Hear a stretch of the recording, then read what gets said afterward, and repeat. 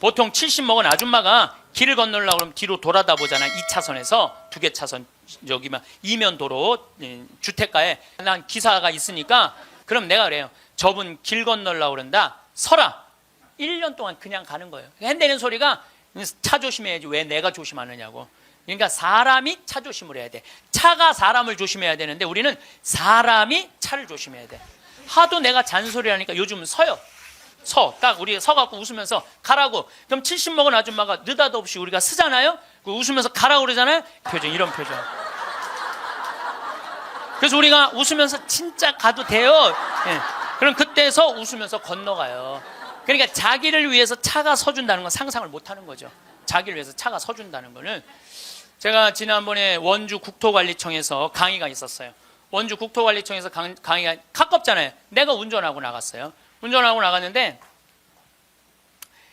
치악체육관에서 강의 끝나고 돌아오는데 치악체육관에서 가는데 도로 한가운데 젊은이가 라켓 2개를 뒤에다가 메고 가운데 갇힌 거야. 걔네들이 갇혀 있는데 차들이 싱싱 달리더라고. 건널목 한가운데 갇혀 있는데. 그래서 내가 차를 딱 세웠어요. 내가 쓰니까 뒷차들도 다 섰죠. 한 개 차선이니까 다 서갖고 내가 쓰면서 웃으면서 건너가라고. 그랬더니 젊은이 둘이서 날 보고 하는 표정이 진짜 가도 돼? 이런 표정이에요. 진짜 가도 돼? 그래서 내가 진짜 가도 돼. 그랬더니 얘네들이 이 산더미만한 애들이 딱 건너가다가 갑자기 내 차로 몸을 돌리더니 90도 인사를 하고 가는 거예요.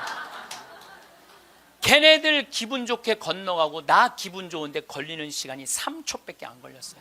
3초. 근데 우리는 그 3초를 내놓지 못하는 거예요. 사람을 무시하는 거죠. 사람을 존중해 주는 게 아니라 사람을 무시하는 거예요. 지난 1월 달에 제가 괌에 강의를 갔어요. 괌에 강의를 갔는데 저녁에 나하고 같이 간 신부님이 시내 구경 나가자고 해서 나갔어요. 근데 건널목을 건너려고 그랬는데 2걸음을 걷는데 빨간불이 딱 켜졌어. 어떻게 뒤로 딱 물러났죠. 뒤로 물러났더니 그 앞에 있는 차가 나보고 웃으면서 가라는 거예요. 네가 가던 길이니까 가라는 거예요. 뒷차들이 쫙 서 있는데 나는 빨간불이고 자기는 파란불인데 나보고 가라는 거야. 항상 선진국에 가보면은요, 누가 우선이냐면 사람이 우선이에요. 사람이 건너겠다면 차는 자기가 파란불이라도 서요. 그리고 신호 없는 데는 당연히 자기가 알아서 서요. 제가 1년에 도로를 9만 킬로를 다녀요. 내 차로 9만 킬로. 택시 기사들이 1년에 얼마를 뛰느냐면 4만 5천 킬로를 뛰어요. 근데 나는 9만 킬로를, 나는 택시를 했어도 택시 기사들보다 2배 돈을 더 벌었을 거야. 9만 킬로를 뛰니까. 그러니까 하루 중에 보통 도로에서 6시간 정도 있어요. 근데 매일 그렇게 있어요. 그러니까 도로에서 벌어지는 일은 세상 어느 누구보다도 내가 많이 알아요. 오늘도 영동고속도로로 나왔는데 영동고속도로가 4차선이야. 4차선이면은 1차선은 추월차선이에요. 추월차선. 추월하면 들어가 줘야 돼요. 추월하면 들어가 줘야 되고 추월하면 들어가 줘야 돼요. 왜냐하면 뒤에 바쁜 차들 가라고. 내가 이탈리아를 가보니까 이탈리아는요 1차선이 보통 130에서 140으로 달려요. 추월하는 차들이니까 쫙쫙. 그리고 만약에 100km로 달리는 차들이 있으면은 막 뒤에서 상향등을 막 켜요. 비키라고. 그러면은 막 달리다가도 뒤에서 막 상향등을 켜잖아요. 내가 지금 천천히 가나 바로 빠져줘요. 내가 그걸 보고 내가 촌놈 유럽 여행기 그 책에도 썼지만은 너무 신기한 거야. 그냥 쉑쉑 가는 거예요. 그리고 바로바로 비켜주고 너무 신기하더라고요. 근데 우리나라는요 1차선에서 시속 95km로 앞에는 3km가 뻥 뚫려 있어. 그래도 단 한 번도 차선 안 바꿔요. 자기 때문에 뒤에 1km가 꽉 막혀 있는데도 한 번도 차선 안 바꿔요. 오로지 1차선으로만 가. 왜 그런 줄 알아? 우리는 1등에 한이 맺혀갖고 도로도 1차선으로 1등에 한이 맺혀 도로도 1차선으로 가야 돼. 우리는 4차선으로 가면은 내가 꼴등하는 기분이 들어요. 4차선. 그래서 여러분들 한번 보세요. 우리나라 이제 4차선 도로를 가보시면은요 4차선이 텅텅 비일 때가 대부분이에요. 1차선은 꽉 차도 죽으나 사나 1차선이야. 그러니까 너무 열받으니까 쫓아가갖고 이 야구 방망이로 앞에 앞유리를 깨고 3단봉으로 내리치고 서로 양보를 못하는 거예요. 자존심이 상하는 거예요. 아니 자기가 좀 늦으면 2차선으로 가든 3차선으로 가든 4차선으로 가는데 우리는 이게 안 되는 거예요. 그리고 방향 지시 등을 켜주는 건 예의야. 뒷사람에 대한 예의야. 그런데 10대 중에 방향 지시 등을 켜주는 차들은 3대 내지 4대밖에 안 돼요. 그냥 들어가고 싶으면 들어가고 나가고 싶으면 나가고 자기 하고 싶은 대로 하는 거예요. 서로에 대한 예의가 안 갖춰져 있으니까 매일매일 폭력적인 일이 벌어지는 거예요. 가장 기본적인 걸 안 가르치는 거죠. 가장.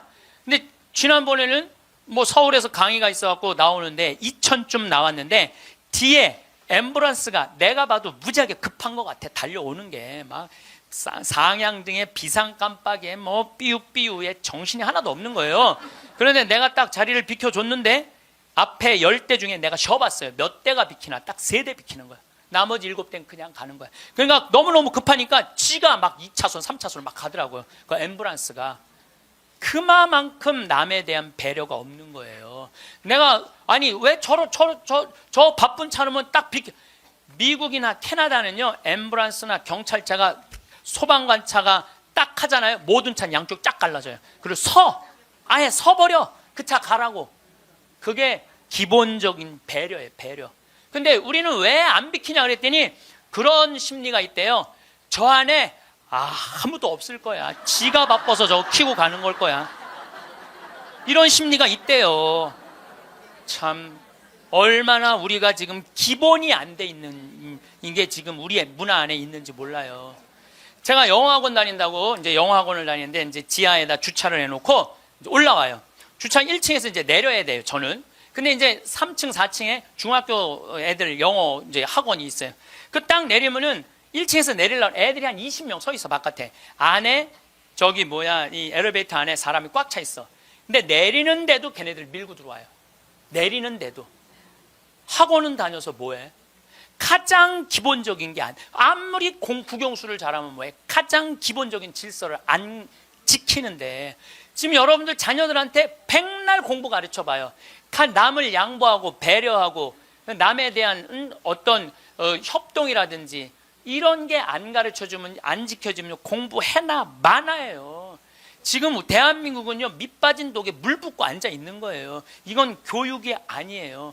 진정한 교육은 뭐냐면 사람을 존중해 주는 거예요. 자유를 존중해 주는 거예요. 선택권을 주는 거예요. 국정교과서로서 선택권을 뺏는 게 아니고 그게 교육이고 그게 자유고 그게 민주주의예요. 그게 예수님이 원하는 거예요. 어느 누구도 무시하지 말라는 거. 이게 예수님이 원하는 거예요.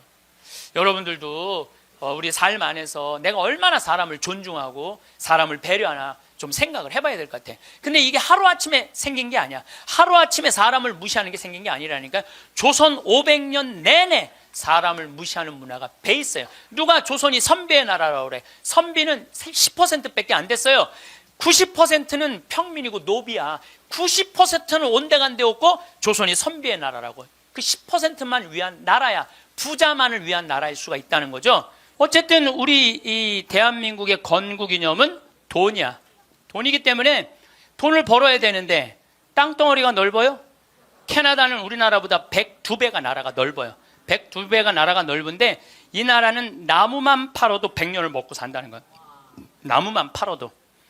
사우디아라비아는 석유만 팔아도 국민소득이 7만 달러야. 아무것도 안 해도. 근데 우리나라는 아무것도 없어. 땅도 안 넓고 자원도 없고. 그러니까 우리는 돈을 벌으려면 어떻게 돼? 오로지 믿을 건 뭐 하나밖에 없어? 머리밖에 없어. 그러니까 우리는 돈을 벌으려면 뭐를 해야 되냐면 공부를 해야 돼. 공부. 엄마들이 이렇게 얘기를 합니다. 너 공부해서 훌륭한 사람 돼야 돼. 너 공부해서 너의 재능을 개발해야 돼. 이렇게 말하는 엄마가 없어요. 이놈 새끼야 너 커서 무시 안 당하고 돈 많이 벌려면 공부 열심히 해. 그러니까 우리는 공부를 왜 하냐면 무시 안 당하고 돈 벌으려고 공부하는 거예요. 애가 노래를 너무 잘해. 그럼 엄마가 이렇게 얘기해. 너 그렇게 맨날 배짱이처럼 노래하다가 나중에 커서 굶어 죽어 이놈 새끼야. 공부를 잘해야지. 공부를 국영수를 잘해야 돼. 국영수. 다른 건 노래는 공부가 아니야. 애가 그림을 너무 잘 그려. 너 그렇게 맨날 그림 그리다가 너 그림쟁이들이 나중에 굶어 죽어 이놈 새끼야. 너 공부를 잘해야지. 공부. 국영수를 잘해. 국영수. 애가 공을 너무 잘 차. 너 이렇게 밤새 돌아다니면서 공 차다. 너 커서 굶어 죽어. 이놈 새끼 빨리 들어와서 공부를 해. 그래갖고 뭘 해야 되냐면 국영수를 해야 돼. 그래서 우리나라는요, 학교를 다니면 다닐수록 자기 재능을 죽이는 교육을 하는 거예요. 여러분들 노래 잘하고 공 잘 차고 그림 잘 그리고 뭐 물건 잘 만드는 거 제주고 공부 중에 공부예요. 근데 우리는 그걸 공부라 생각 안 해. 오로지 공부는 뭔 줄만 알아? 국영수만 공부로 알고 있어. 국영수만. 전인지 선수 알죠? 전인지 선수 골프 선수예요. 키가 175cm에 나보다 10cm가 더 커요. 나는 원래 167cm였는데 줄었어. 2cm가 줄었어. 나보다 어쨌든 10cm가 더 커요. 지금 현실적으로는. 그런데 이 전인지 선수가 올해 US 오픈, 일본 오픈, 한국 오픈, 또 한국에서는 5승을 했어요. 그래갖고 올해 21살짜리가 벌은 돈이 20억이 넘어요. 한 해만. 근데 전인지 선수는 초등학교 5학년 때 우리나라 12,000명 수학 경시대에서 모여갖고 똑똑한 애들 모여갖고 수학 경시대 중에 1등한 애, 대상 받은 애, IQ가 무려 138이에요. 근데 이 아버지는 태권도 선수였던 아버지는 전인지 선수를 공부를 가르치고 싶지 않았어요. 골프를 가르치고 싶었어요. 그래갖고 오전 수업 끝나고 골프 연습장 보냈어요. 오전 수업 끝나고 골프 연습장 보냈어요. 교감 선생님이 난리가 났어요. 아니 이 천재를 왜 수학연재를 운동을 시키느냐, 수학을 가르쳐야지. 그랬더니 조퇴를 계속 해주는 거야. 수업을 안 해주고 오전 수업하고 골프 연습장 가면 조퇴, 오전 수업 끝나고 골프 연습장 가면 조퇴, 수업을 안 쳐줬어요. 그러니까 이 아버지가 참 대단한 아버지야. 내가 보기엔 충청도 서산에 있는 초등학교 자기 딸을 제주도 광양초등학교로 전학을 시켜버려요. 골프 가르치고 싶다고. 그래갖고 전인지 선수는 이렇게 훌륭한 선수가 됐어요. 여러분들, 전인지 선수가 지금 수학 영재로 매일 학원에 막 새벽 1시, 2시까지 공부하고 그리고 뭐 특목고등학교 들어가고 서울대 합격했다고 칩시다. 매일 공부한 전인지 선수가 어떨 것 같아요? 안경 이렇게 두꺼운 거 끼고, 분명히 그랬을 거예요. 안경 두꺼운 거 끼고 허리는 약간 꾸부정해갖고 머리도 이상하게 해갖고 이러고. 전인지 선수가 또 얼마나 예뻐요. 근데 그 미모도 다 없을 거야. 그냥 이러고 지금 서울대학 새벽 2, 3시까지 수학 문제 푸느냐고 그러고 앉아 있을 거예요. 그게 나요? 파란 잔디밭에서 드라이브 딱 치면은 뒤에서 이 관중들이 굿샷 하고 한 번 US 오픈에 9억 딱 버는 게 어느 게 나요? 4일 동안 9억 버는 게. 이번에 부시 전 대통령이 한국에 와서 전인지 선수랑 골프를 치고 갔어요. US 오픈자는 그렇게 VIP랑 골프를 쳐야 되나 봐요. 자, 여러분들, 이 골프를 칠 때는 부시 대통령이 영광일까요? 전인지 선수가 영광일까요? 부시가 영광이죠. 어떻게 지가 US 오픈자랑 골프를 쳐요? 전인지 선수가 지금 수학했으면 부시 대통령 와서 만날 것 같아요? 안 만날 것 같아요? 누군지도 몰라요. 이제는요, 공부 잘한다고 행복한 시대는 끝났어요. 자기 재능을 잘 키우는 사람이 행복한 시대가 온 거예요. 꼭 1등 한다고 행복해? 1등 한다고? 꼭 1등 한다고 행복해요? 나는 고등학교 다닐 때 전교 610명 중에 597등 한 사람이야. 597등. 내 뒤에 딱 13명 있었어. 13명. 고등학교 1학년 때 정말 내 성적이에요. 그런데 작년이 내가 고등학교 졸업한 지 30년 되는 해, 작년이. 30년이 되면은 홈커밍 데이 행사를 한대요. 홈커밍 데이 행사라는 건 뭐냐면은 30년 만에 고등학교 졸업한 친구들끼리 다 모여, 호텔에서.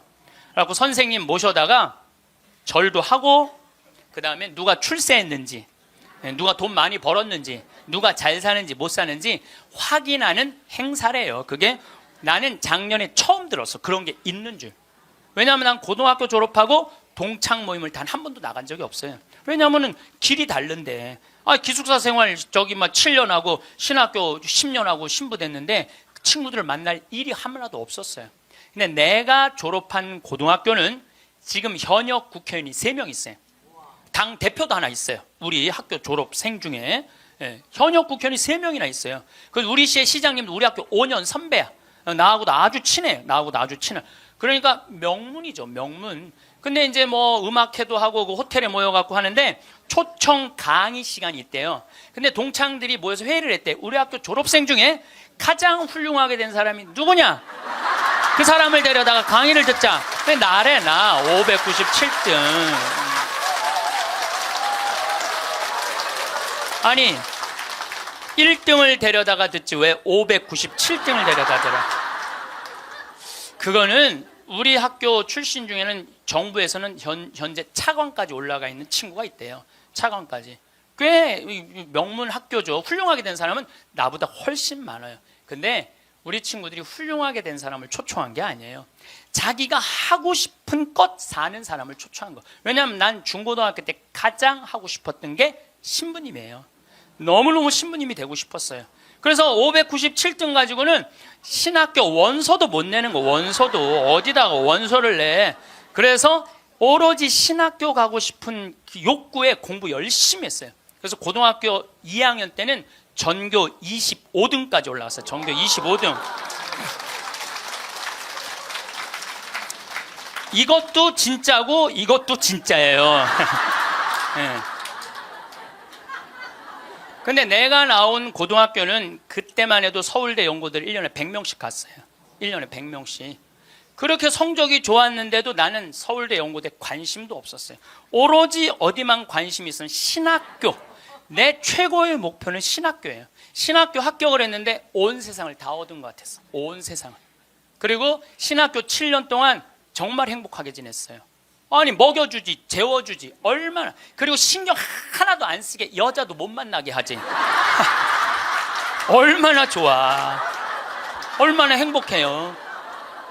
그리고 서품을 받았는데 보좌 신부 3년을 했는데 16,000명 본당, 14,000명 본당, 5,000명 본당 보좌 신부를 했어요. 근데 우리 천주교 교우들 보좌 신부 바라보는 눈이 어떠냐면 하트야, 하트. 얼마나 보좌 신부를 사랑해요.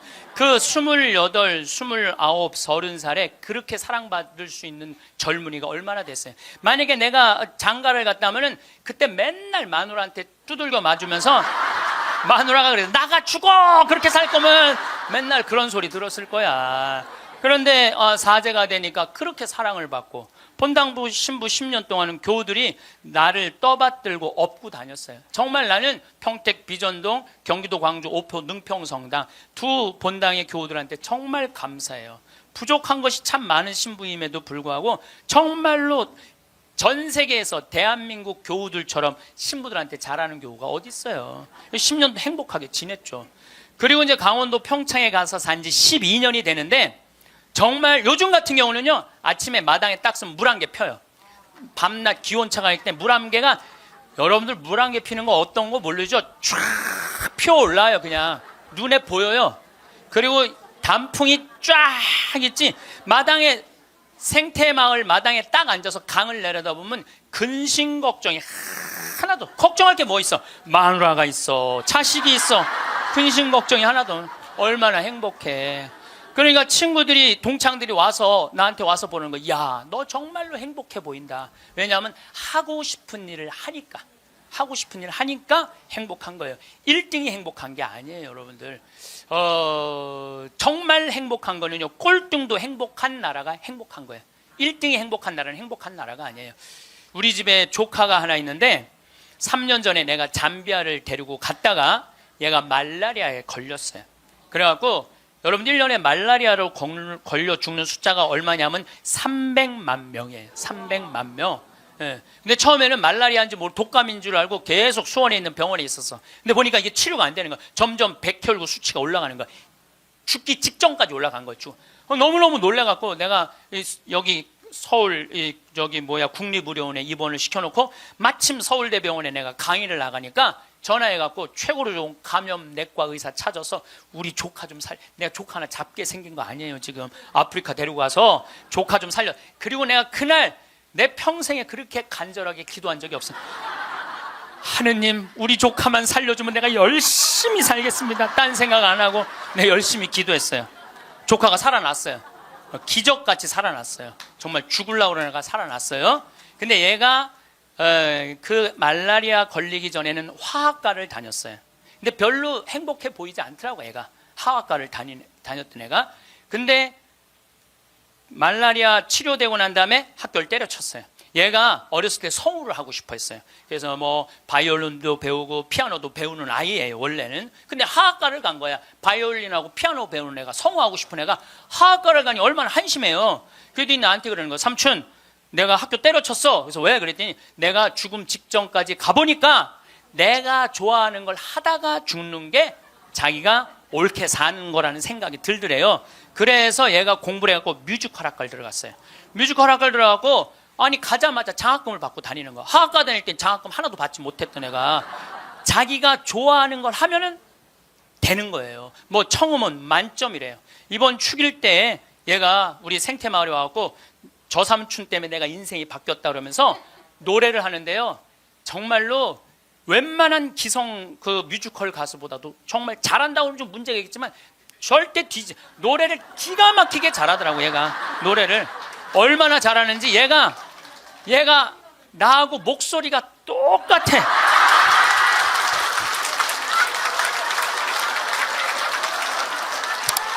막 내가 심장이 떨리더라고, 심장이.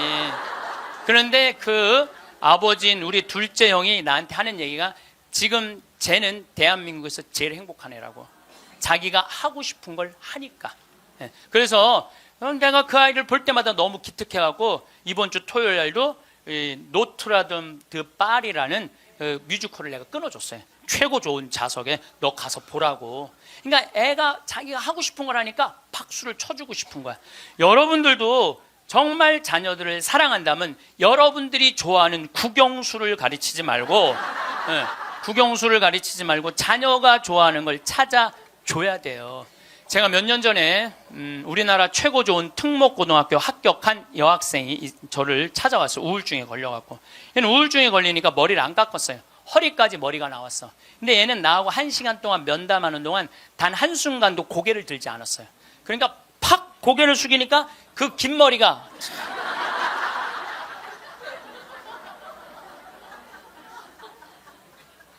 나는 걔 얼굴을 1시간 동안 못 봤어요. 까만 머리만 봤어. 까만 머리만. 근데 얘가 하는 말이 이런 말이에요. 자기는 초등학교 4학년 때까지 너무 행복했대요. 공부도 잘하고 시골에서. 근데 선생님이 엄마를 부르더니 얘는 여기다 놓기 너무 아까운 애라고. 공부를 너무너무 잘하니까 평촌으로 보내라고, 학원만은. 그래서 평촌으로 엄마가 전학을 보냈대요. 근데 여러분들 이거 생각해야 돼요. 아이는 전학을 한번 가면은 엄마 뱃속에서 새로 태어난 것 같이 새로운 환경에 놓인대요. 친구 새로 만나야지, 선생님 새로 만나야지, 가는 길 다르지. 그만큼 힘든 거야, 전학을 한번 가면은. 근데 가자마자 전교 1등을 했대요. 그러니까 바로 왕따를 당했대요. 바로 왕따를 당했대요. 그냥 사는 게 너무너무 학교 다니는 게 지겨웠대요. 근데 오로지 공부 잘하니까. 거기서 너무너무 공부를 잘하니까 선생님이 엄마를 부르더니 얘는 평촌에 놓기 너무 아깝다고 일산으로 보내라고. 일산으로 갔대요. 중학교 올라가고 일산에서도 공부를 너무 잘한 거야. 그랬더니 선생님이 엄마를 부르더니 얘는 여기다 놓기 너무 아깝다고 강남으로 보내라고. 강남으로 간 거예요. 그래서 우리나라 최고 좋은 특목고등학교 합격을 했어요, 이 아이가. 합격을 했는데 우리는 특목고등학교 3월 달에 들어가는 게 아니고 우리 일반 고등학교는 3월에 가잖아요. 특목고등학교 1월 달에 기숙사에 들어간대요. 그래서 1월, 2월 2달 만에 고등학교 2학년 과정을 다 마친대요. 워낙 똑똑한 애들이니까. 그러니까 걔네들이 다 예일대, 하버드대, 서울대 2학년 때 다 가는 거예요. 3학년 때까지 안 가. 2학년 때 다 가는 거야. 선행학습 하니까. 근데 첫날 공부를 하고 저녁에 양치를 하려고 그러는데 치약을 안 갖고 왔더래. 그래갖고 한 방이 6명이 있었는데 5명한테 치약을 빌려달라고 그랬더니 치약을 빌려주는 애가 한 명도 없더래요. 안 빌려주더래. 왜 안 빌려줘요? 만약에 내가 치약을 빌려줘갖고 얘가 양치를 잘해갖고 다음날 건강하게 일어나고 공부를 열심히 하면 되겠어요? 안 되겠어요? 내 경쟁자가. 얘네들은 경쟁자로 보이는 거예요. 친구로, 동료로 안 보이는 거예요. 그래갖고 뭐를 해야 돼? 1등을 해야 돼. 그래갖고 뭘 해야 돼? 출세를 해야 돼. 협동, 이해, 양보, 배려, 이런 거 안 배워요. 이런 거 안 배워요. 경쟁, 1등, 출세, 돈, 이걸 배우는 거예요. 얘가 생각을 해보니까 그때 우울증이 온 거예요. 이게 뭐냐. 근데 걔가 나한테 정말로 울부짖으면서 한 얘기가 있어요. 신부님, 나는 내 인생을 돌아봐서 16년 동안 즐거웠던 추억이 하나도 없어요. 공부한 거 외에는 생각나는 게 하나도 없다는 거예요. 토요일 날 일요일 학원만 다녔지 어디 놀러 가봤던 적도 없다는 거예요. 그러니까 추억이 하나도 없는 애들이 툭 먹고 가는 거예요. 그리고 그중에 진짜 4당 오락 4시간 자면은 합격, 5시간 자면은 떨어져. 그러니까 4시간밖에 안 자고 공부만 하는 애들이 서울대학 가는 거예요. 그중에 정말 도서관에서 머리통이 터져라 공부하는 애들이 사법고시, 행정고시 보는 거예요. 그리고 그중에 진짜 똑똑하고 출세 욕구 있는 애들이 국회의원이 돼갖고 지금 대한민국을 통치하고 있는 거예요. 여러분들 대한민국 요즘 국회 보면 맨날 서로 협동하고 이해하고 양보하고 배려해요? 맨날 머리통이 터지게 싸우지 않아요? 대한민국 국회의원은 누가 만들어낸 거냐면 여러분들이 만들어낸 거예요. 대한민국 모든 사람들이 만들어낸 거예요. 대한민국 국회는 대한민국 교육의 결정체예요. 만약에 대한민국 교육이 협동하고 이해하고 양보하고 배려하는 걸로 가르쳤다면 우리나라 국회의원들 서로 항상 서로 여야가 합의 보고 협동하고 양보하고 그렇게 나갔을 거야. 근데 초등학교 때부터 그렇게 배운 적이 없어. 경쟁하고 1등하고 출세하고 자기 잘난 것만 배웠어. 그러니까 지금 국회가 저러고 있는 거예요. 내가 보기엔 올해도 예산안이 처리가 될지 안 될지 그놈의 국정교과서인가 뭔가 때문에 처리될지 안 될지 그건 지금 정말 한심한 거예요. 국정교과서 잠깐 얘기를 하면은요, 여러분들 국가가 정해준 교과서로 공부를 하는 걸 국정교과서라고 그래요. 그러니까 한 권을 가지고 공부를 하는 거, 역사책을 가지고 한 권을 갖고 공부를 하는데 복음도 사복음이야. 마테오, 마르코, 루카, 요한이야. 예수님을 이렇게 서술하는 것도 4가지 관점에서 서술을 하는 거예요. 내가 만약에 마테오 복음만 읽었다면요, 나는 이방인이 바라보는 예수님은 이해하지 못했을 거예요. 그 다음에 요한복음을 내가 공부를 안 했다면 예수님의 영적인 세계를 알지 못했을 거예요. 루카복음을 이해하지 않았다면 예수님이 사람을 어떻게 사랑하는지 몰랐을 거야. 마테오복음만 읽었다면 구원에 관련된 유대인의 사고만 배웠겠지. 그러니까 국정교과서 내용이 뭐가 담기는 게 그게 중요한 게 아니야. 한 가지만 가르치는 게 가장 무서운 거예요. 한 가지만. 사람은요, 여기서부터 부산까지 경부고속도로만 가야 돼. 니네들 죽으나 사나? 아니, 나같이 평창에 있는 놈은 경부고속도로 가려면 여기 수원까지 와서 타고 내려가야 되잖아요. 우리는 중앙고속도로 내려가면 바로인데. 그렇잖아요. 서울서부터 부산까지 가는 건 경부고속도로만 갈 수 있는 길이 얼마든지 있는데 국정교과서, 국가에서 정해주는 것만 애들 배우라는 거예요. 그러니까 이게 답답한 거예요. 그러니까 타협, 양보, 이해, 배려가 생기지가 않는 거예요. 그게 내용이 뭐가 담기는 건 난 모르겠어. 내용이. 그렇지만은 이 자유를 박탈하는 거예요. 자유를. 그러니까 우리나라 아이들은 경쟁 1등 출생, 무슨 교육부 장관인가 뭐 하는 분이 왜 한 가지 애들이 답이 헷갈리면 어떻게 하냐 그래. 답이 헷갈리면. 이게 참. 이게 지금 내가 평화방송 강의하면서 할 얘기는 아니지만은 답이 어딨어. 답이, 인생의 답이 어딨어. 자기가 찾아가는 게 답이지. 그러니까 우리는 1등부터 꼴등까지 정해놓고 1등은 훌륭하고 꼴등은 안 훌륭하다. 이거하고 국정교과서 똑같은 거예요. 똑같은 거야. 참 가슴 아픈 일이죠. 그래서 우리는 1등을 해갖고 어딜 들어가야 돼? 서울대학을 들어가야 돼. 이게 행복 공식이야. 돈을 벌으려면은 공부를 잘해야 되고 공부를 잘해서 1등을 하고 1등을 해갖고 서울대학을 들어가야 돼. 공부 잘한다고 행복한 거 아니에요. 공부 잘한다고 하고 싶은 일을 하는 게 행복한 거예요. 서울대학을 들어가야지 행복하고 인생에 성공했다는 이 대한민국 사람들의 머리를 뜯어 고쳐야 된다는 거예요. 대한민국 엄마들은 임신을 하면은 내 뱃속에 생명이 들어왔다는 생각 안 한다니까. 임신을 하는 순간 내 뱃속에 서울대학 C가 들어왔다. C. 네. 사람으로 안 보여. C로 보여. C로. 근데 요즘 젊은 엄마들은 내가 요즘 또 알아보니까 한글만 안 가르친대요. 아침에 일어나고 애한테 한다는 소리가 Good morning, my baby. How are you today? 영어로 하는데 영어로. 정신이 나간 거죠. 그래갖고 엄마의 태를 10달 만에 열고 나왔어. 세상이 얼마나 멋있어요. 하늘도 예쁘고 단풍도 예쁘고 구름도 예쁘고. 그래갖고 베란다 창문을 통해서 구경 좀 하려고 그랬더니 마음 급한 엄마가 너 지금 그거 볼 시간이 어디 있어. 1살짜리한테 한쪽 창문에 가나다라 마바 차타카타 붙여놓고 반대쪽 창문에는 A, B, C, D 붙여놓고 누워서 모빌이 돌아가는데 기억, 니은, 디귿, 리을이 돌아가는 거예요. 자, 저는 이 이야기를 20년째 하고 있어요. 왜냐하면은 내가 가정방문 다녀보면서 제일 꼴배기 싫은 게 애방에 글자, 숫자, 영어 더덕더덕 붙여놓는 거예요. 그게 애를 위한 일이 아니거든요.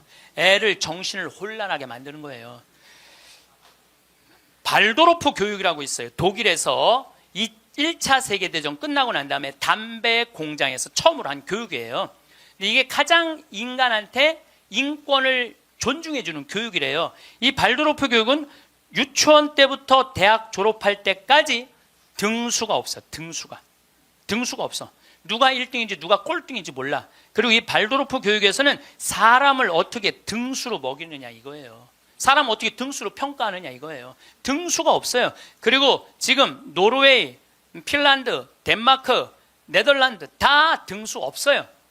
우리나라처럼 1등급부터 15등급, 20등급 나눠놓는 나라가 없다니까요.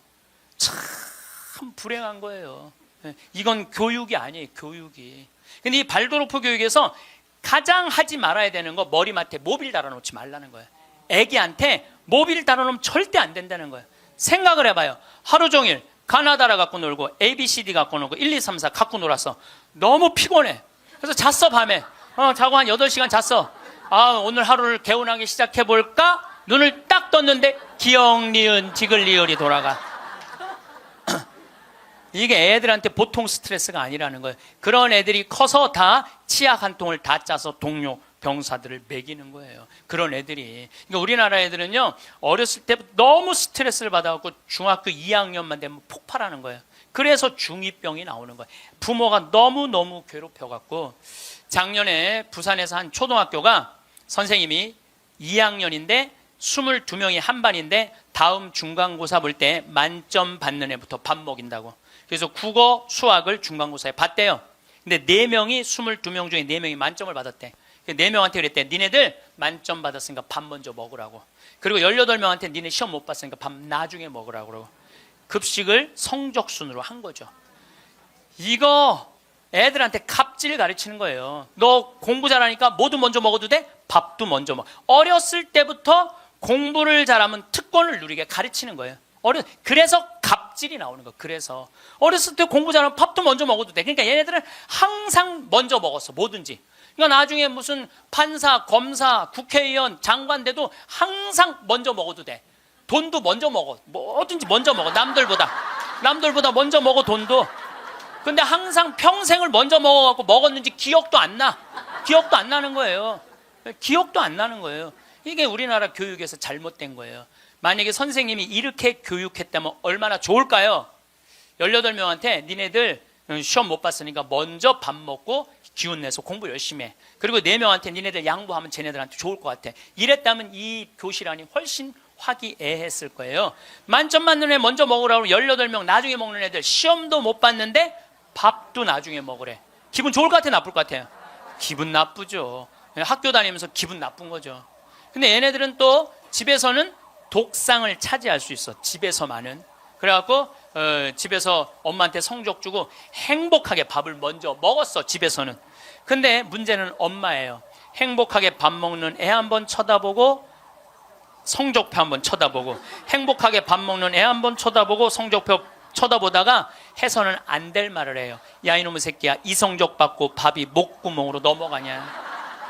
그럼 얘는 할 수 있는 건 딱 하나밖에 없어요. 탈선밖에 할 수 있는 게 없어요. 탈선. 작년에 서울에 또 잘 사는 동네에 48살 먹은 명문 사립대 나온 사람이 자기 부인 43살 죽였어요. 아시죠? 근데 이 집이 아파트가 11억이래. 11억인데 이 주식 잡아서 근저당을 잡아서 5억을 날렸대요. 5억을. 그리고 6억이 남은 거죠. 그런데 이제 날리고 난 다음에 왜 죽였느냐? 더 이상 강남에서 최고의 생활을 할 수 없다면 얘네들이 자괴감을 느낄 거라는 거예요. 그러면 11억 아파트에 5억 날리면 얼마 남는 거예요? 6억 남죠? 부인 통장에 3억 현찰이 있었대. 부인이 차분히 돈을 모아놔서. 그럼 9억이야. 꼭 강남에서 살아야 돼? 그 9억을 가지고 평창에 와서 살면은요. 평창에 와서 살면요. 갑부예요. 우리 땅 좋은 거 하나에 15만이 한 평에. 그러면 한 300평 사봐야 한 4,500만 원, 5천만 원이에요. 그리고 집 기가 막히게 잘 지으면요, 한 1억 5천이면 정말 이 서울의 어떤 집보다 멋있게 질 수 있어. 그래봤자 2억이야, 2억. 그리고 7억이 현찰로 남으면요, 평창에서 갑부로 살 수 있어요. 근데 우리는요, 1등에만 목을 매기 때문에 내려앉는 걸 할 줄 모르는 거예요. 내려앉는 걸 할 줄 모르는 거예요. 여기 있는 분들도 가만히 있어요. 난 망했어. 그리고 가만히 정신 차려보면 그래도 건질 게 많거든. 그런 거 정리해갖고 평창에 오면 다 되는 건데 여기서 살라고 그러니까 힘든 거예요. 여기서 살라고 그러니까. 그러니까 1등병을 고쳐야 돼요. 1등병을. 자기가 하고 싶은 거 하고 사는 게 제일 좋은 거예요. 핀란드 유치원하고 우리나라 유치원하고 자전거를 한 대 갖다 놓고 어린이집 놀이터에 이 자전거를 갖고 정말로 얘네들이 잘 노나 실험을 했어요. 근데 핀란드에는 20명이 있는데 한 명이 막 타고 노는데 다른 애가 아무도 안 건드려. 그래서 얘는 또 타고 놀더니 제자리에 갖다 놔. 다음 애가 또 타고 놀아. 그 다음 애가 또 타고 놀아. 그래갖고 20명이 1시간 내에 다 타고 놀았대요. 그런데 우리나라에는 딱 20명이 그 자전거, 새 자전거를 보더니 20명이 매달려갖고 네가 먼저 타느냐 내가 먼저 타느냐 싸워갖고 1시간 동안 한 명도 못 탔다는 거예요. 자, 여러분들, 이게 EBS에서 5년 전에 한 실험이에요. EBS에서 5년 전에 한 실험이에요. 똑같은 자전거를 놓고 핀란드 애들은 다 타고 놀았는데 똑같은 자전거를 놓고 우리나라 애들은 한 명도 못 탔어요. 우리나라엔 지금 먹을 재산이 너무너무 많아. 나눌 게 너무너무 많아. 그런데 아무도 못 가져. 너도 못 갔고 나도 못 갔고. 하늘에서 붕 떠 있어. 천국은 나누느냐 나누지 않느냐로 결정돼요. 천국과 지옥은. 여러분들, 이 하느님이, 제가 늘 말씀드리잖아요. 하느님이 째째한 분이 아니에요. 천당, 지옥 다 먹을 거 상다리가 부러지게 차려놔. 너무 많이 차려놓으니까 상이 너무 커. 그러니까 젓가락이 저기까지 먹어야 되니까 우리 팔 2배만 해. 전부 다 젓가락이. 천국에 가보니까 살이 다 통통 쪘어. 왜 쪄?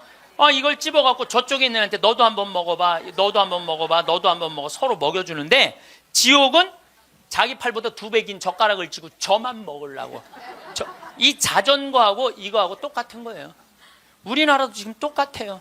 우리나라 정말 돈이 많은 나라인데 다 여유가 생겼는데 아직도 자기 입에만 집어넣으려고 그래. 자기 입에만 집어넣으려고 그러는 거야. 빌 게이츠가 며칠 전에 얘기했잖아요. 미래 세계는 나누는 나라가 경쟁이 있는 나라라고. 나누는 나라가 경쟁이 있는 나라라고. 저한테 많은 암환자들이 오죠. 많은 암환자들이 와서 하소연할 때 이런 얘기를 해요. 신부님, 제가 정말로 이제 60부터 행복하려고 30살서부터 60살까지 돈만 모고 아무데도 놀러 안 갔다는 거야. 근데 암이 걸려갖고 이제 아무데도 갈 수가 없다는 거야. 억울해 죽겠다는 거야. 차라리 그때 갈 걸. 미국 사람들은요 5개월 일해서 한 달 여행 가는 게 목적이에요. 5개월 열심히 돈 모아.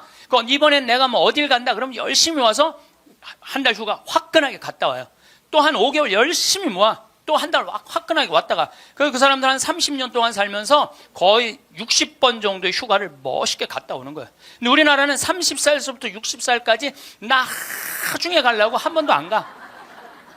근데 떨커덕 뭐가 걸려? 암이 걸려갖고 이거 뭐 죽을지 살지 이거 모르는 그런 상황에 들어가는 경우가 많다는 거예요. 행복하려고 그러면 언제 행복해야 돼? 지금 행복해야 돼. 지금. 나중에는 기다려주지 않는다는 얘기예요.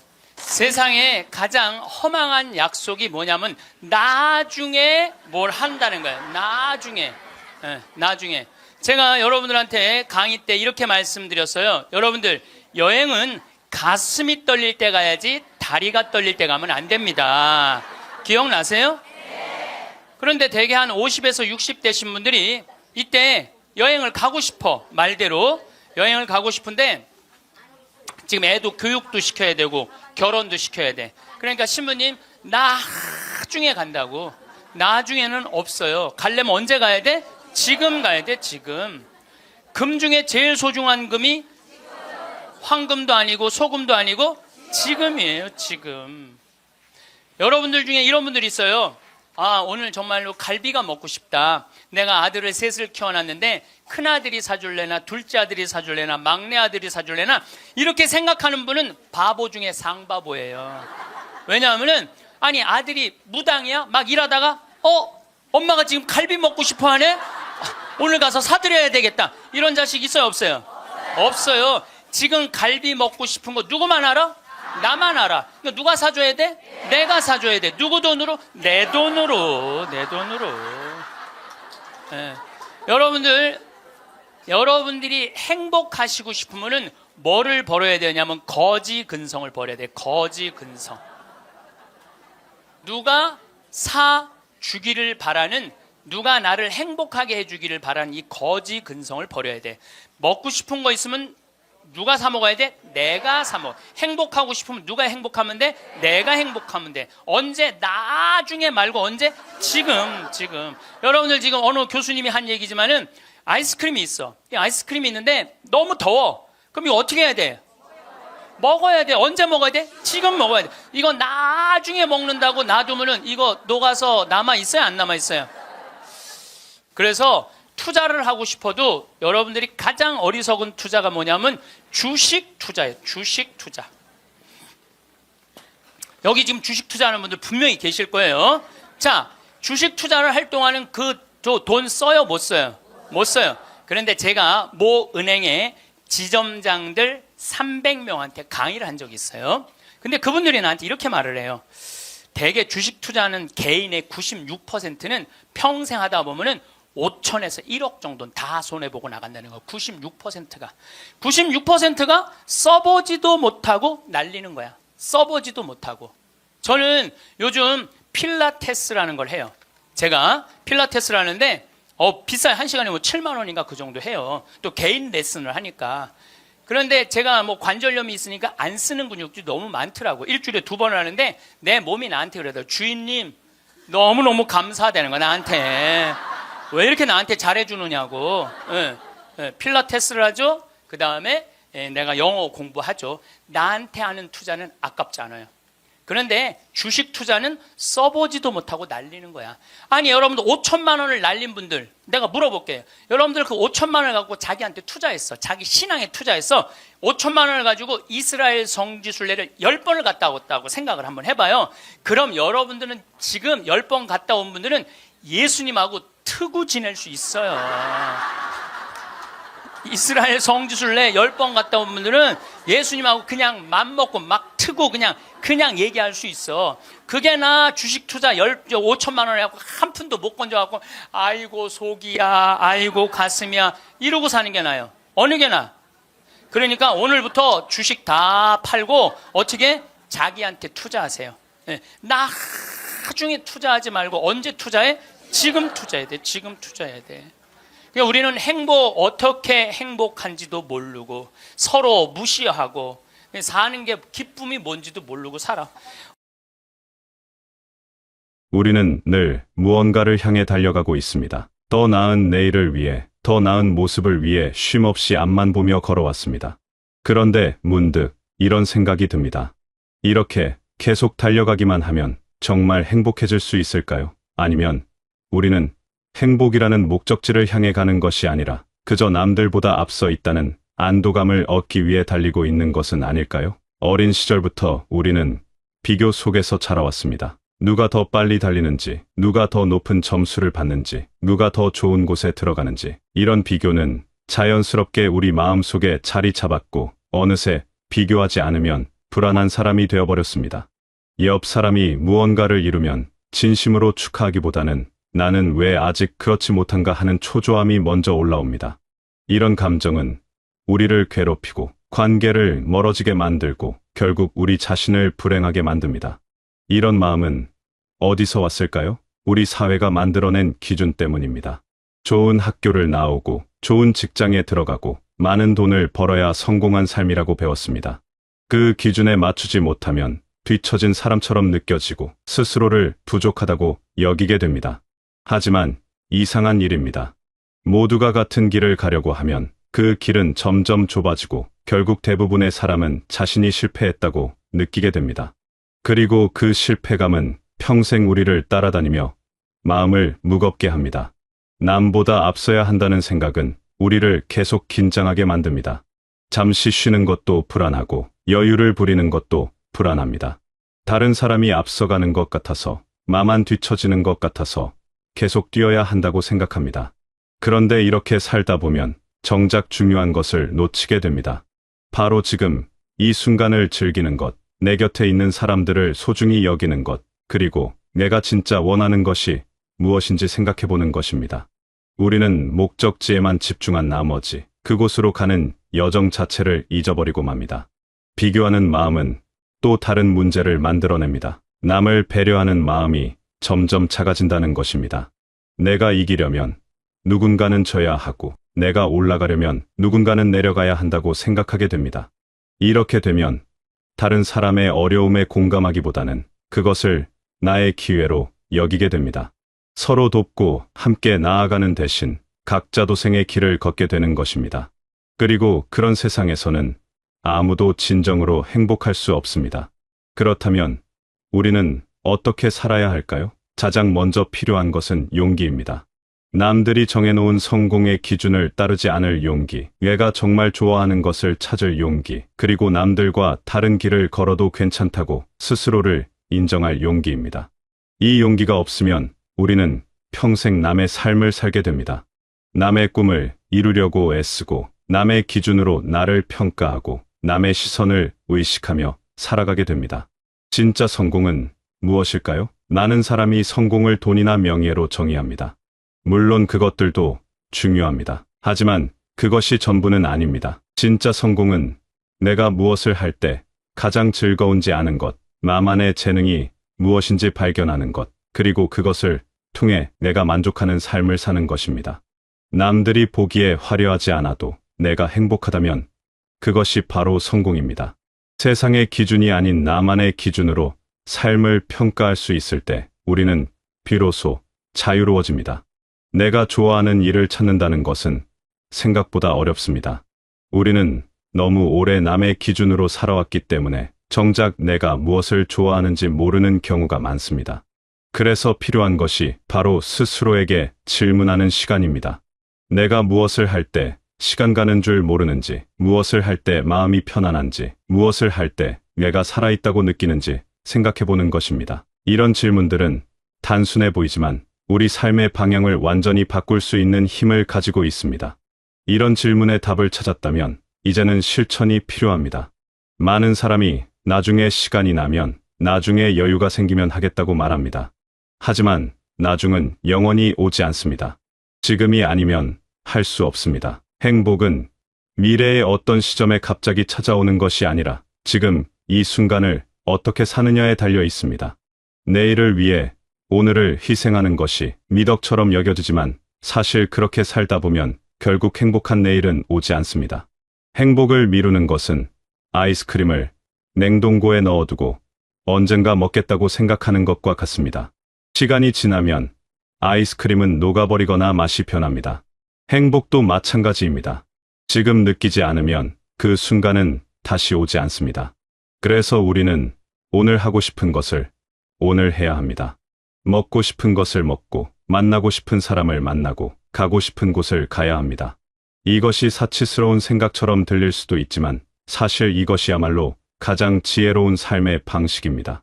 물론 모든 것을 마음대로 할 수는 없습니다. 우리에게는 책임이 있고 해야 할 일이 있습니다.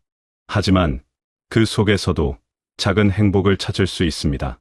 아침에 마시는 물 한 잔의 시원함, 창밖으로 보이는 하늘의 아름다움, 사랑하는 사람과 나누는 짧은 대화. 이런 작은 것들이 모여서 행복한 하루를 만듭니다. 거창한 성취나 큰 변화가 없어도 이런 작은 순간들이 쌓이면 우리 삶은 충분히 풍요로워집니다. 행복은 거창한 것이 아닙니다. 큰 목표를 이루었을 때만 느끼는 것이 아닙니다. 행복은 일상 속에 숨어 있습니다. 문제는 우리가 너무 바쁘게 살아서 너무 앞만 보고 달려가서 그것을 보지 못한다는 것입니다. 그래서 가끔은 멈춰 서서 주변을 둘러볼 필요가 있습니다. 내가 지금 어디에 있는지, 누구와 함께 있는지, 무엇을 하고 있는지 확인하는 시간이 필요합니다. 이런 순간들이 우리에게 삶의 의미를 다시 깨닫게 해줍니다. 많은 사람이 누군가가 자신을 행복하게 해주기를 기다립니다. 가족이, 친구가, 혹은 운명적인 누군가가 나타나서 내 인생을 행복하게 만들어주기를 바랍니다. 하지만 안타깝게도 그런 일은 일어나지 않습니다. 다른 사람이 나를 행복하게 만들어줄 수는 없습니다. 행복은 스스로 만들어가는 것입니다. 다른 사람은 우리의 행복에 함께할 수는 있지만 그것을 대신 만들어줄 수는 없습니다. 나를 행복하게 만드는 첫 번째 사람은 바로 나 자신입니다. 내가 나를 소중히 여기고, 내가 나에게 잘해주고, 내가 나를 이해해야 합니다. 그래야 다른 사람도 나를 소중히 여길 수 있습니다. 자신을 사랑하지 못하는 사람은 다른 사람의 사랑도 제대로 받을 수 없습니다. 왜냐하면 자신이 사랑받을 가치가 없다고 생각하기 때문입니다. 스스로를 인정하고 존중하는 것, 이것이 행복으로 가는 첫걸음입니다. 나를 먼저 챙긴다는 것은 이기적인 것이 아닙니다. 오히려 그 반대입니다. 내가 행복해야 다른 사람에게도 행복을 나누어 줄 수 있습니다. 내가 마음의 여유가 있어야 다른 사람의 이야기를 들어줄 수 있고, 내가 충분히 쉬어야 힘든 사람을 도와줄 수 있습니다. 스스로를 돌보지 않으면 결국 지쳐서 아무것도 할 수 없게 됩니다. 비행기 안전 수칙에서 산소 마스크를 먼저 자신에게 착용하라고 하는 것처럼 우리도 먼저 자신을 돌봐야 합니다. 그렇다면 나를 챙긴다는 것은 구체적으로 무엇을 의미할까요? 우선 내 마음의 소리를 듣는 것입니다. 내가 지금 무엇을 느끼는지, 무엇이 필요한지 귀 기울이는 것입니다. 피곤하면 쉬고, 슬프면 울고, 기쁘면 웃는 것. 너무나 당연한 것 같지만 많은 사람이 이것을 하지 못합니다. 감정을 억누르고 필요를 무시하고 계속 참으면서 살아갑니다. 하지만 이렇게 쌓인 감정들은 언젠가 폭발하거나 우리를 병들게 만듭니다. 또한 나를 챙긴다는 것은 내 시간을 소중히 여기는 것입니다. 하루 24시간 중에서 적어도 일부는 온전히 나를 위한 시간이어야 합니다. 아무것도 하지 않아도 되고 누구에게도 방해받지 않는 나만의 시간. 그 시간 동안 내가 하고 싶은 것을 하고, 내가 생각하고 싶은 것을 생각하고, 내가 느끼고 싶은 것을 느끼는 것입니다. 이런 시간이 사치처럼 느껴진다면 그것은 우리가 너무 오래 자신을 뒷전으로 미뤄왔다는 증거입니다. 이렇게 스스로를 돌보는 사람들이 많아지면 사회도 변합니다. 서로를 경쟁자로 보는 대신 동료로 보게 됩니다. 남의 불행을 기회로 여기는 대신 함께 해결할 문제로 봅니다. 혼자 잘 되려고 애쓰는 대신 함께 잘 될 방법을 찾습니다. 이것이 바로 우리가 만들어가야 할 세상입니다. 경쟁이 아닌 협력이, 비교가 아닌 존중이 중심이 되는 세상 말입니다. 물론 이런 변화는 하루아침에 일어나지 않습니다. 우리 안에 깊이 박힌 경쟁의식과 비교하는 습관을 바꾸는 것은 쉬운 일이 아닙니다. 하지만 불가능한 것도 아닙니다. 한 번에 한 걸음씩, 한 사람씩 변화하면 됩니다. 내가 먼저 변하고 그 변화가 주변 사람들에게 영향을 주고, 그렇게 조금씩 세상이 변해갑니다. 거대한 변화도 결국 작은 변화들이 모여서 만들어지는 것입니다. 여러분은 어떤 삶을 원하시나요? 끊임없이 남과 비교하며 불안해하는 삶인가요? 아니면 내가 좋아하는 것을 하며 평온한 삶인가요? 늘 앞서가야 한다는 강박에 시달리는 삶인가요? 아니면 내 속도로 천천히 걸어가는 삶인가요? 선택은 여러분의 몫입니다. 하지만 기억하세요. 남들이 원하는 삶이 아니라 내가 원하는 삶을 선택해야 한다는 것을요. 그것이 진정한 자유이고 진정한 행복의 시작입니다. 우리가 추구해야 할 것은 누구보다 앞서는 것이 아니라 나답게 사는 것입니다. 남의 기준에 맞추는 것이 아니라 나만의 기준을 세우는 것입니다. 남의 인정을 받는 것이 아니라 스스로를 인정하는 것입니다. 이것이 진짜 자유이고 진짜 행복입니다. 세상이 어떻게 평가하든 내가 나 자신에게 만족할 수 있다면 그것으로 충분합니다. 세상은 우리에게 계속 더 빨리, 더 높이, 더 멀리 가라고 말합니다. 하지만 우리는 그 목소리에 휩쓸리지 않아도 됩니다. 내 페이스대로, 내 방식대로 가면 됩니다. 가끔은 쉬어가도 되고 방향을 바꿔도 됩니다. 중요한 것은 내가 선택한 길이라는 것, 그리고 그 길 위에서 내가 행복하다는 것입니다. 목적지보다 중요한 것은 그곳으로 가는 여정입니다. 함께 사는 세상을 만들기 위해서는 서로에 대한 이해와 배려가 필요합니다. 내가 잘 되기 위해 남을 밟고 올라가는 것이 아니라 함께 손잡고 올라가는 것입니다. 누군가 힘들어할 때 외면하지 않고 도움의 손길을 내미는 것입니다. 이렇게 할 때 우리는 비로소 따뜻한 세상을 만들 수 있습니다. 혼자서는 갈 수 없는 곳도 함께라면 갈 수 있습니다. 결국 중요한 것은 남들보다 앞서는 것이 아니라 행복한 사람이 되는 것입니다. 남들보다 많이 가지는 것이 아니라 내가 가진 것에 감사하는 것입니다. 더 높이 올라가는 것이 아니라 지금 서 있는 곳에서 만족하는 것입니다. 이것이 우리가 배워야 할 진짜 지혜입니다. 여러분 모두 자신만의 속도로, 자신만의 방식으로 행복을 찾아가시기를 바랍니다.